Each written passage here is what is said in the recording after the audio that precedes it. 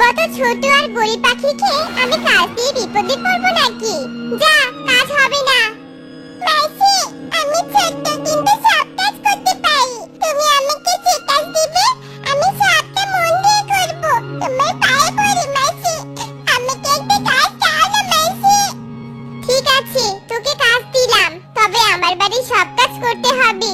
যা, রান্নাঘরে থালা বাসনগুলো পরিষ্কার কর।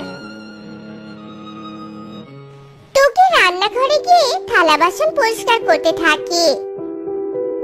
এভাবেই কয়েকদিন কেটে যায়। একদিন কণিকা টুকিকে মারতে থাকে আর বলতে থাকে, দুদিন ভালো ব্যবহার করেছি জন্য আমার রান্নাঘর থেকে খাবার চুরি করে খাবে? গরিব চোর কোথাকার, তোকে তো আজ আমি মেরে ফেলবো। মাসি, বিশ্বাস করো, আমি খাবার খাইনি।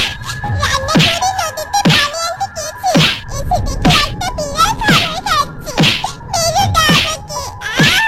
লাস্টে আমার মাসি। যত মিথ্যা কথা, তাই না? মিথ্যা কথা বলে আমাকে গলাতে পারবি না। আজ থেকে তোর কাজ বন্ধ, বুঝেছিস? মাসি, তুমি আমাকে মারতে মারতে পিঠের চামড়া তুলে ফেলো, তবুও কাজ বন্ধ করে দিও না। বাড়িতে আমার ছোট বোনটা আছে, তোমার পায়ে পড়ি মাসি। আর একটা কথা আমি শুনতে চাই না। বের হ, চোর গরিব, বের হ বলছি, বের হ। কণিকা টুকিকে ঘাড় ধাক্কা দিয়ে বের করে দেয়। বাবা মা কেন আসে করে চলে গেলে? দেখো তোমাদের আগের মেয়ের কি অবস্থা। আমাদেরকে তোমাদের সাথে কেন নিয়ে গেলে না? নিয়ে যাও।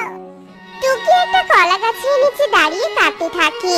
টুকির কান্না দেখে কলা গাছ বলতে থাকে, কি ব্যাপার ছানা, তুমি কাঁদছো কেন? কি হয়েছে তোমার, বলো আমাকে। টুকি কেঁদে কেঁদে কলা গাছকে সব কথা খুলে বলে। টুকির দুঃখের কথা শুনে কলা গাছও কেঁদে দেয়। তুমি কেঁদো না, আমি তোমাদের বাবা মাকে আর ফিরে দিতে পারবো না, তাই আমি উপহার দিয়ে তোমার সাহায্য করতে চাই।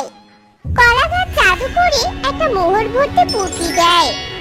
এই মোহরগুলো তোমার উপহার। তোমার বোনকে নিয়ে আজ থেকে সুখে দিন যাপন করবে, কেমন? আর যদি কোনো বিপদ হয় তাহলে আমার কাছে এসো। ধন্যবাদ কলা গাছ, এত বড় উপহার দেওয়ার জন্য। টুকি পুঁটলিটা নিয়ে বাড়িতে চলে আসে।